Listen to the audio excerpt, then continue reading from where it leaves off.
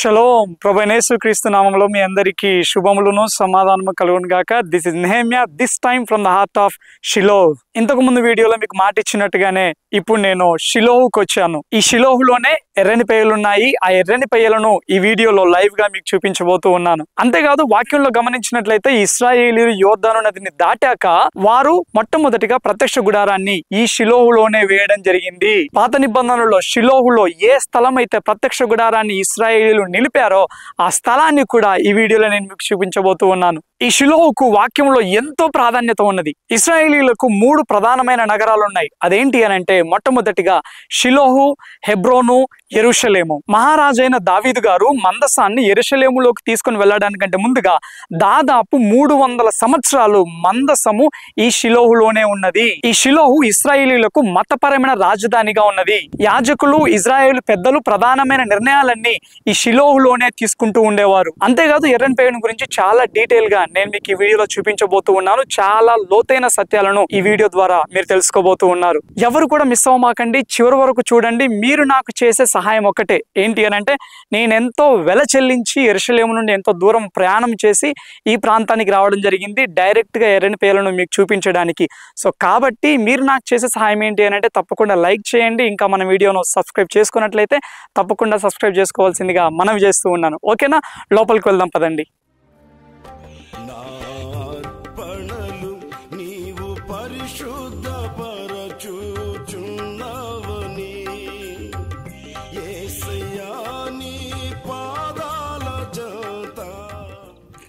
ఇక్కడ గమనించినట్లయితే మనం ఎంటర్ అవుతూ ఉండడంతో మనకి ఇక్కడ పురాతనమైన బావి కనబడుతూ ఉన్నది. ఈ ఏరియాలో ఇదొక వాటర్ సోర్స్గా ఉండేది. సో మనం లోపలికి ఎంటర్ అవుదాము. ఇక్కడ చూసినట్లయితే చక్కటి గార్డెన్ ఉంది మనకి ఎంట్రన్స్లోనే.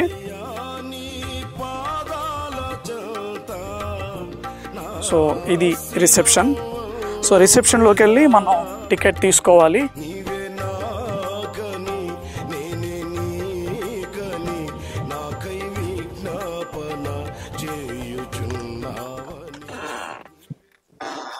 సో ఇక్కడే రిసెప్షన్ ఉండిద్ది. ఇక్కడ గమనించినట్లయితే షిలోహుకు సంబంధించిన వివిధ ఉత్పత్తులు ఇక్కడ సిద్ధపరచడం జరిగింది. అండ్ అంతేకాదు మనం ఇక్కడ గమనించినట్లయితే హన్నా ప్రార్థన చేసింది కూడా ఇక్కడే. ఆ అన్న యొక్క ప్రార్థనను కూడా మనం చూస్తూ ఉన్నాము. ఇక్కడ హీబ్రూలో ఉంది, సైడ్కి ఇంగ్లీష్లో ఉంది. ఇక్కడ షిలోహులో ఉన్న ప్రాంతాలన్నీ తిరిగి చూడడానికి ఒక్కరికి 54 షెకిళ్ళు ఖర్చు అవుతుంది. సో మేమిద్దరం ఉన్నాం, ఇద్దరికి 108 షెకిళ్ళు చెప్పడం జరిగింది. సో ఇక్కడ టికెట్ తీసుకున్నాక మనం ఫస్ట్ ఈ యొక్క ఎర్రని పెయ్యల దగ్గరికి వెళ్దాము. అటు తర్వాత ఇంతకు ముందు ప్రత్యక్ష గుడారం ఎక్కడుందో ఆ ప్రాంతాలన్నిటిని చూద్దాం. ఓకేనా,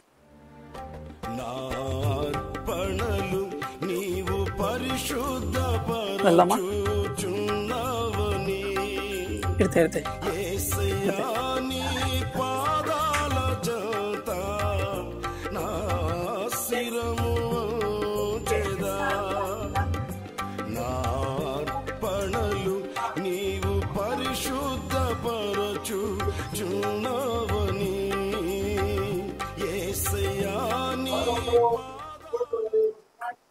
ఎస్, మనకు టికెట్ వచ్చేసింది.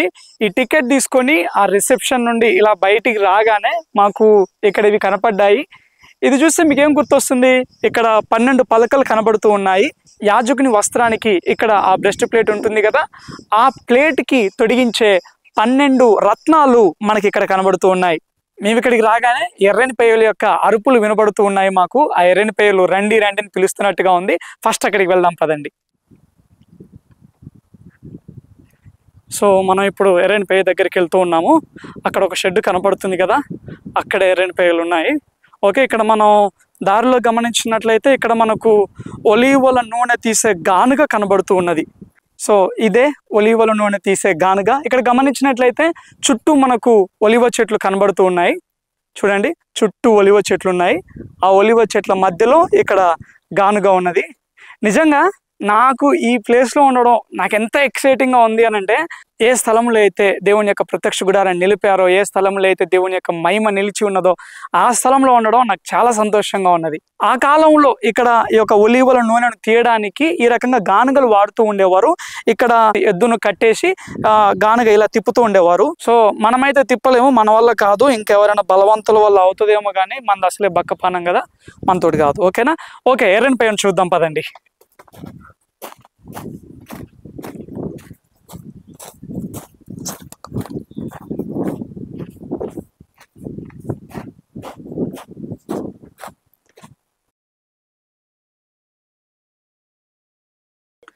ఇక్కడ రాగానే మనం ఇక్కడ బెల్ ప్రెస్ చేసినాము అని అంటే డోర్ ఓపెన్ అవుతుంది. మేము ఇక్కడికి లోపలికి రాగానే ఇక్కడ మరొక స్విచ్ ఉంటుంది. ఇక్కడ బెల్ ప్రెస్ చేసినట్లయితే ఆటోమేటిక్గా లైట్స్ అన్ని ఆఫ్ అయిపోయి ఆటోమేటిక్గా ఈ యొక్క డాక్యుమెంటరీ ఓపెన్ అవుతుంది అన్నట్టు. పాత నిబంధనలో షిలో ఎలా ఉండేది, షిలోలో ఏమేమి కార్యక్రమాలు జరుగుతూ ఉండేవి అనేవి ఈ యొక్క డాక్యుమెంటరీలో చూపిస్తూ ఉంటారు.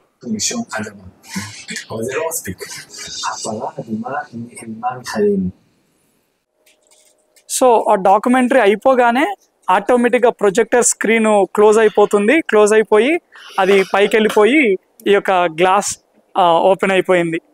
ఎస్, సో చూడండి, ఇదిగో ఎర్రని పెయ్య మనకు కనబడుతూ ఉన్నది. యాక్చువల్గా గ్లాస్ అడ్డు ఉంటుంది. ఎందుకు అనంటే ఈ గ్లాస్ కనుక అడ్డు లేకపోతే మళ్ళీ ప్రాబ్లం అవుతుంది కాబట్టి ఈ రకంగా గ్లాస్ని అడ్డు పెట్టారు. ఇక్కడ గమనించినట్లయితే మీకు స్పష్టంగా కనబడుతూ ఉన్నది కదా, ఇక్కడే 3 ఎర్రని పేయలు ఉన్నాయి, 3 ఉన్నాయి. అక్కడ గమనించినట్లయితే అక్కడ ఒకటి కూర్చుని ఉన్నది, ఇక్కడ 3 ఉన్నాయి. టోటల్గా టెక్సాస్ నగరం నుండి 2022వ సంవత్సరంలో 5 ఎర్రని పేయలను తీసుకొని రావడం జరిగింది. అందులో ఒకటి మన రీసెంట్గా యాజకులకు ప్రాక్టీస్ నిమిత్తము బలి అర్పించారు. 4 ఉన్నాయి. ఈ 4లో కూడా 2 క్వాలిఫైడ్గా ఉన్నాయంట. చూడండి ఎంత రెడ్గా ఉన్నాయో.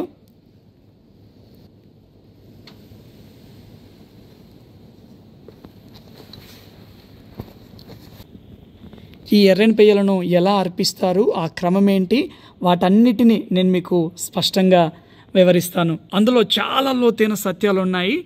అండ్ అంతేకాదు, ఈ యొక్క ఎర్రని పెయ్యలను అర్పించడానికి ఎవరైనా అర్హులు ఉన్నారా, లేక మెస్సయ్య వచ్చాకే ఇవి అర్పింపబడతాయా, వాటన్నిటినీ నేను లోతుగా మీకు తెలియజేయబోతూ ఉన్నాను. ఇక్కడ యాజకుల కుటుంబాలకు సంబంధించిన కొంతమంది వచ్చి కూడా వాటిని చూస్తూ ఉన్నారు. మీరందరూ యాజకుల కుటుంబానికి, లేవి గోత్రానికి, అహరోన్ వంశానికి సంబంధించిన వారు.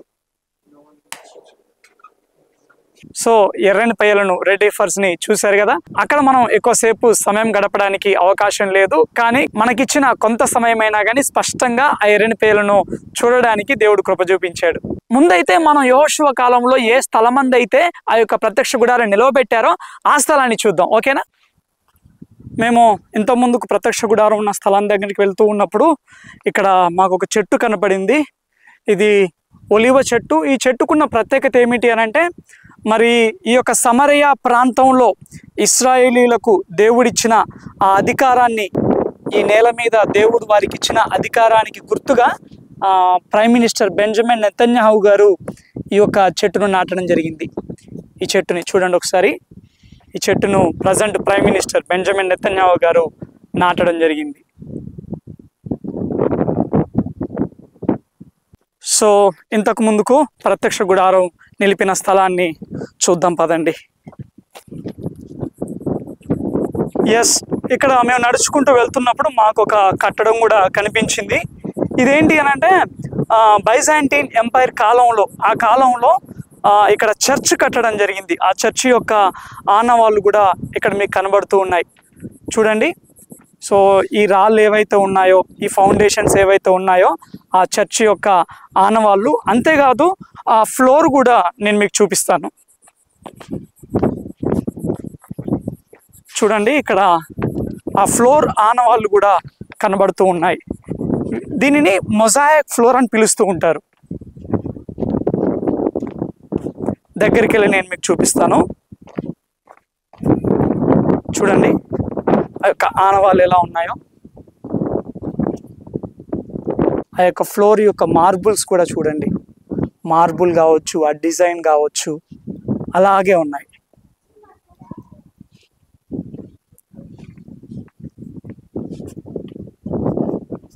ఈ యొక్క సమరయ ప్రాంతం గురించి కూడా చాలా పెద్ద యుద్ధం జరుగుతుంది.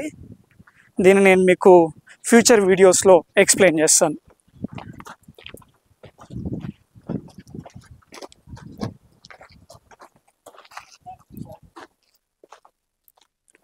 ఒకసారి మనం లోపలికి వెళ్ళి కూడా చూద్దాం పదండి. ఎస్, బైజాంటిన్ ఎంపైర్ కాలంలో కట్టబడిన మందిరం చూడండి.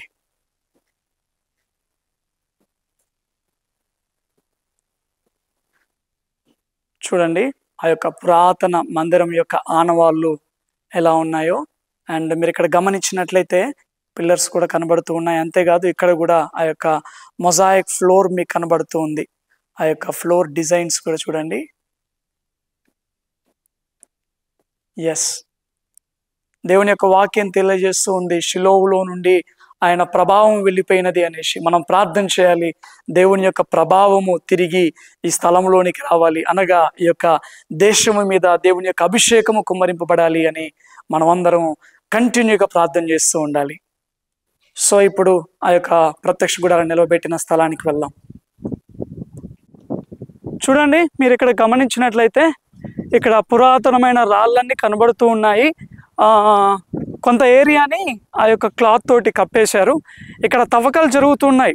ఏంటి అని అంటే పాత నిబంధన కాలంలో, ముఖ్యంగా యెహోషువ కాలంలో మరి ఆ యొక్క ఆనవాళ్ళన్నిటినీ ఇక్కడ కనుక్కోవడం జరిగింది. చూడండి, ఇక్కడ తవ్వకాలు జరిపాక వీరు ఈ రకంగా అన్నిటిని సపరేట్ చేయడం జరిగింది. యాక్చువల్గా ఈ స్థలాలలో జరిపిన తవ్వకాలలో దొరికిన వాటిని ఆధారంగానే వీరు ఆ ప్రత్యక్ష గుడారాన్ని నిలిపిన స్థలాన్ని కూడా కనుక్కోవడం జరిగింది.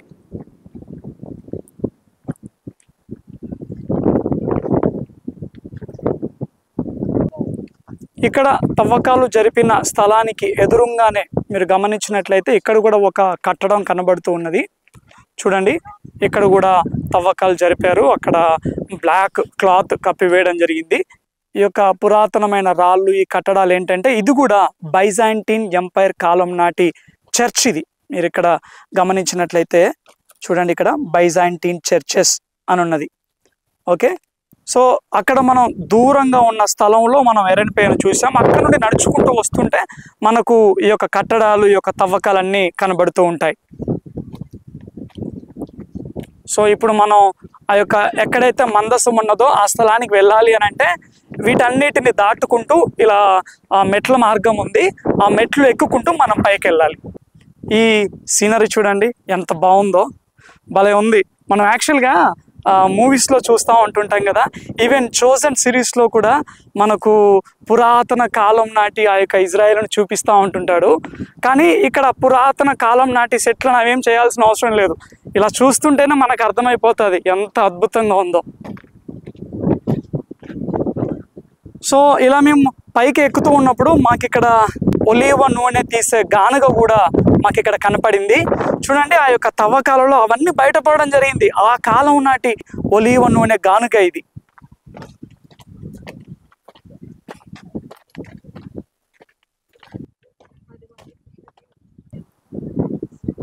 సో ఇక్కడ కూడా ఒక స్టాప్ ఉంది.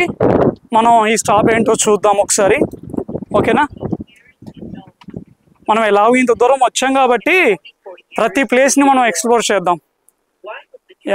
ఇక్కడ ఇదేంటంటే జస్ట్ ఒక స్టాప్ మాత్రమే. అక్కడ కింది నుండి చూడండి, అక్కడ కింది నుండి మనం నడుచుకుంటూ వచ్చాం కాబట్టి దూరంలో ఉంటుంది. అక్కడ కింది నుండి నడుచుకుంటూ వచ్చాం కాబట్టి అలసిపోతారనేసి ఇక్కడ ఒక స్టాప్ని ఏర్పాటు చేయడం జరిగింది. కొద్దిసేపు అలా విశ్రాంతి తీసుకుంటారు అనేసి. అయితే ఇక్కడ గమనించినట్లయితే పురాతనమైన షిలోహు యొక్క మ్యాప్ మనం ఇక్కడ చూస్తూ ఉన్నాము. అంతేకాదు ఇదిగోండి, the children of Israel's journey in the desert. ఇజ్రాయేలీలు అరణ్యంలో ప్రయాణం చేసిన ఆ యొక్క మార్గాన్ని కూడా మనం ఇక్కడ చూడొచ్చు. ఐగుప్తులోని రామ్సేస్ నుండి ప్రారంభమయ్యారు. ఇంకా అలా ప్రారంభమయ్యేసి ఇదిగో ఎర్ర సముద్రము దాటుకుంటూ ఎలీము మార్గం గుండా ఇదిగో రెఫీదీము, దాని తర్వాత మౌంట్ సీనాయి, సో ఈ మార్గాలన్నిటి గుండా అలా అలా వాళ్ళు ఎక్కడికి వచ్చేసారు, నెబో పర్వతం దగ్గర నుండి, అక్కడ నుండి ఇది యోర్దాను నది దాటేసి గిల్గాలు లోపలికి ప్రవేశించారు. గిల్గాలు నుండి ఇదిగో ఇక్కడ ఎరుకో కనబడుతూ ఉన్నది మనకి. అండ్ ఇక్కడ నుండి ఇదిగో షిలోహు ఇక్కడ ఉంది, మనం ఇక్కడ ఉన్నాం. ఈ మ్యాప్ గమనించినట్లయితే వీళ్ళు యోర్దాను నదిని దాటాక 12 గోత్రాల వారికి మరి వారి స్వాస్థ్యాన్ని పంచిపెట్టడం జరిగింది. ఆ యొక్క మ్యాప్ కూడా మనం ఇక్కడ చూస్తున్నాం. ఈ మ్యాప్ గమనించినట్లయితే ఈ మ్యాప్ ఏంటంటే మందస్సము ప్రయాణం చేసిన స్థలాలు అన్నట్టు. మందసాన్ని ఎక్కడి నుండి ఎక్కడికి తీసుకొని వెళ్ళారు, ఎన్ని ప్రాంతాలు మారింది మందస్సము, ఆ యొక్క మ్యాప్ అన్నట్టు. సో చలో పైకి వెళ్దాం పదండి.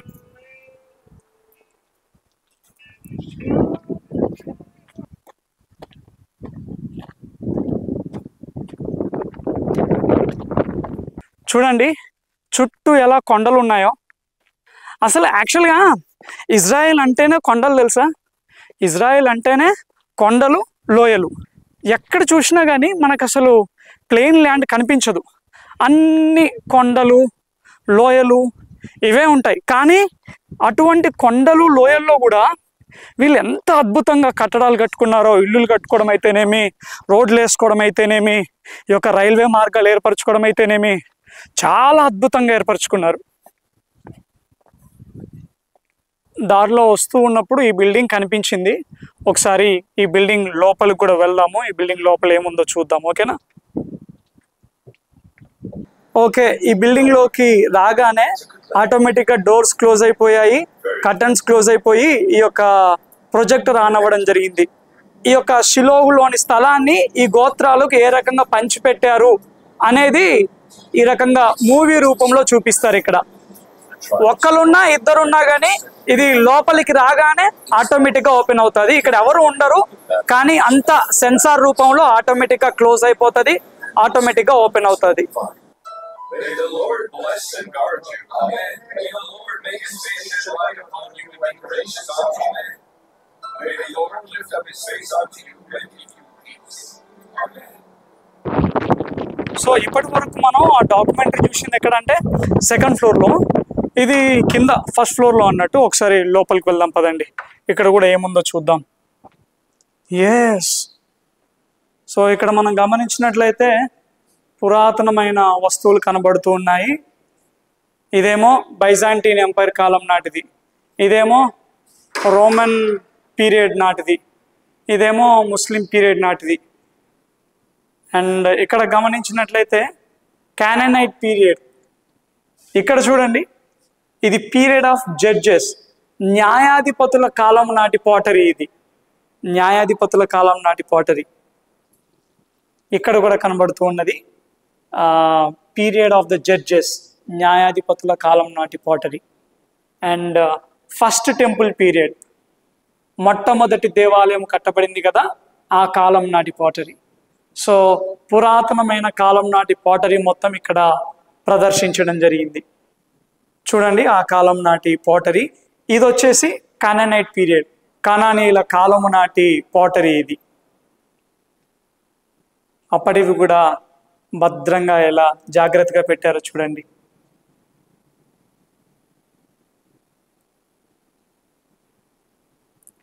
ఇది వచ్చేసి న్యాయాధిపతుల కాలం నాటి పాటరీ.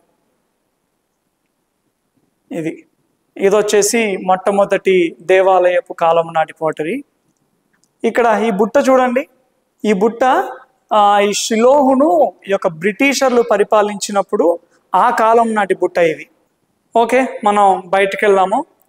నేను ఆ యొక్క ప్రత్యక్ష గుడారాన్ని నిలిపిన స్థలాన్ని చూపిస్తాను అని చెప్పాను, కానీ మార్గం మధ్యలో ఇవన్నీ ఉన్నాయి. ఇంత దూరం వచ్చాం కదా, వీటన్నిటిని కవర్ చేయాలి. ఓకే, సో ఇప్పుడు లాస్ట్ స్టాప్, ఇంకా ఆ ప్రత్యక్ష గుడారాన్ని నిలిపిన స్థలాన్ని మనం చూడబోతూ ఉన్నాం. చలో పదండి, లాస్ట్ స్టాప్కి వచ్చేసాము. వావ్, అసలు ఎంత బాగుందో చూడండి, వ్యూ, అన్ని కొండలు. సో మాతో వచ్చిన వాళ్ళు ఆల్రెడీ లాస్ట్ స్టాప్ని చూసేసి రిటర్న్ వెళ్ళిపోతూ ఉన్నారు.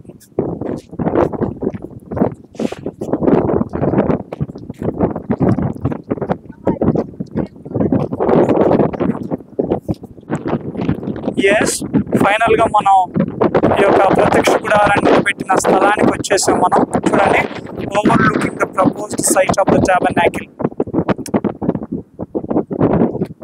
సో ఇక్కడ గమనించినట్లయితే ఆ స్థలం కనబడుతూ ఉన్నది కదా, అక్కడే ప్రత్యక్ష గుడారాన్ని నిలిపి ఉంటారు అనేసి ఇక్కడ పరిశోధన జరిపిన వారు, తవ్వకాలు జరిపిన వారు తెలియజేయడం జరిగింది. ఇప్పుడు మనం ఆ స్థలానికి వెళ్దాం, పదండి. ఎస్, ఫైనల్గా ఆ యొక్క యెహోషువ కాలంలో ఏ షిలోహులో అయితే ప్రత్యక్ష గుడారాన్ని నిలిపి ఉన్నారో ఆ స్థలంలో నేనున్నాను. సో మీరు గమనించినట్లయితే ఇదే స్థలంలో, ఈ స్థలంలోనే ఆ కాలం నాడు ప్రత్యక్ష గుడారాన్ని నిలపడం జరిగింది. ఈ స్థలంలోనే హన్నా వచ్చి ప్రార్థన చేయడం జరిగింది. ఈ స్థలంలోనే సమూయేలు పెరగడం జరిగింది.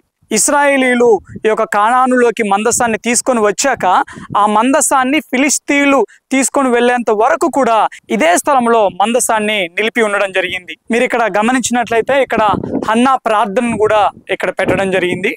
చూడండి, Hannah prayed and said, "My heart rejoices in the Lord and my horn is exalted in the Lord. I will speak out against my enemies because I rejoice in your salvation. There is none as holy as the Lord, for there is none besides you." ఈ రకంగా ఈ యొక్క మొదటి సమూయేలు గ్రంథము 2వ అధ్యాయం 1 నుండి 10 వచనాలను ఈ రకంగా పొందుపరచడం జరిగింది. ఏ స్థలంలో అయితే ప్రార్థనతోటి హన్నా సమూయేలును సంపాదించుకున్నదో అదే స్థలంలో నేను నిలబడడానికి దేవుడు కృప చూపించాడు. ఇక్కడ ప్రత్యక్ష గుడారాన్ని నిలిపినప్పుడు ఈ స్థలము ఎంతో వైభవంగా ఉండేది, దేవునికి మహిమకరంగా ఉండేది.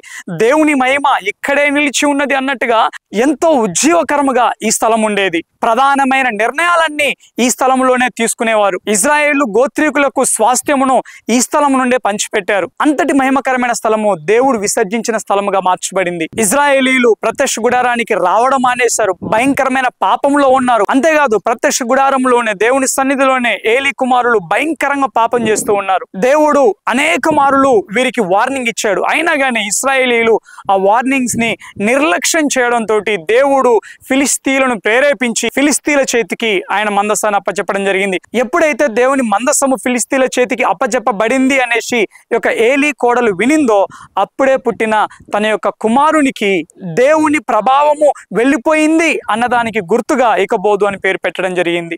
దయచేసి గమనించండి, ఈ యొక్క షిలోహు మనకు నేర్పించే ప్రాముఖ్యమైన ఆత్మీయ పాఠం ఏమిటి అని అంటే, మనం మందిరానికి వెళ్లే వారిగా ఉన్నా గానీ, బయట మనం ఎంత ఆర్భాటంగా ఎంత ఉజ్జీవకరంగా కనపడినా గానీ, దేవునితో మనకు లోతైన సహవాసము లేని ఎడల దేవుని ప్రభావం మనలో నిలిచి ఉండదు.